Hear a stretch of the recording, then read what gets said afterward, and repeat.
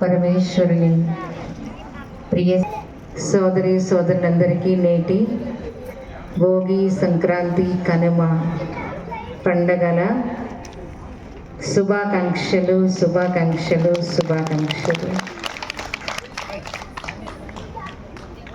సంబరాల యొక్క, ఆనందాల యొక్క, మహోత్సవాల యొక్క శుభాభినందనలు, అభినందనలు.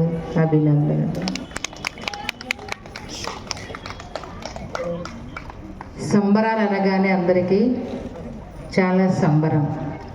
పేరే ఉంది, సంబరాలంటేనా ఆనందాలు, పండగ అంటేనా ఆనందం. ప్రతి ఒక్కరు కూడా కోరుకునేది ఏంటి? జీవితంలో ప్రతి ఒక్కరు కోరుకునేది నా జీవితం అంతా సంతోషంగా పండగలాగా ప్రతిరోజు జీవన పర్యంతం వరకు ఆనందంగా ఉండాలనే కదా మనం భగవంతుని ప్రార్థిస్తాం. ఒకరోజు యొక్క ఆనందాన్ని అడగలేదు ఎప్పుడు భగవంతుని. జీవితకాలం మాకు ఆనందంగా ఉండాలి దేవుడా అని అంటాం కదా. అందుకు మనందరికీ కూడా ఒకరోజు యొక్క ఆనందం కాదు, జీవన పర్యంతం కూడా సదాకాల ఆనందంగా ఉండే జీవన విధానం అనేది భగవంతుడు మనకి ఇక్కడ నేర్పిస్తున్నారు. అయితే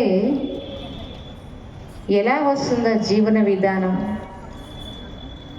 సంతోషం సదా ఎలా నిలుపుకోగలుగుతాం?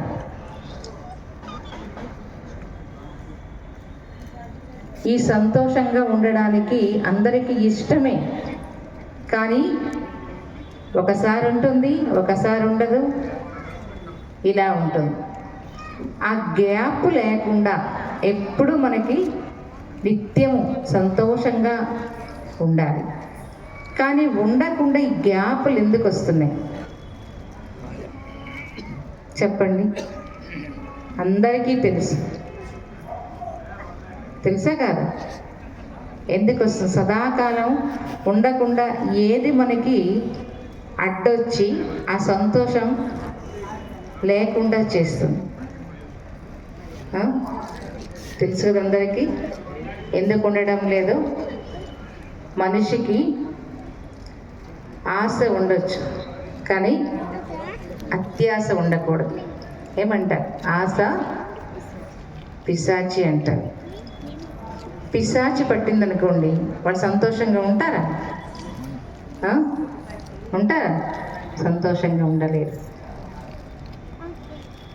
అంటే దుష్ట శక్తులు ఏవైతే ఉన్నాయో అవి ఎప్పుడు కూడా మనిషికి సంతోషంగా ఉండనివ్వవు. అష్టశక్తులు ఉన్నాయనుకోండి, అవి సంతోషంగా ఉండనిస్తాయి. ఏంటి అష్టశక్తులు? ఈ దుష్ట శక్తులని, దుర్గుణాలని సంహారం చేసేవే అష్టశక్తులు. అష్టశక్తులు అంటే మంచి శక్తులు, మంచి గుణాలు.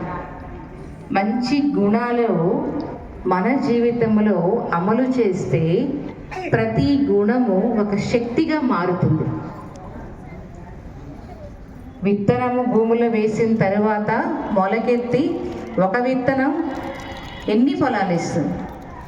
అలాగ ఒక్కొక్క దైవీ గుణము మన జీవితం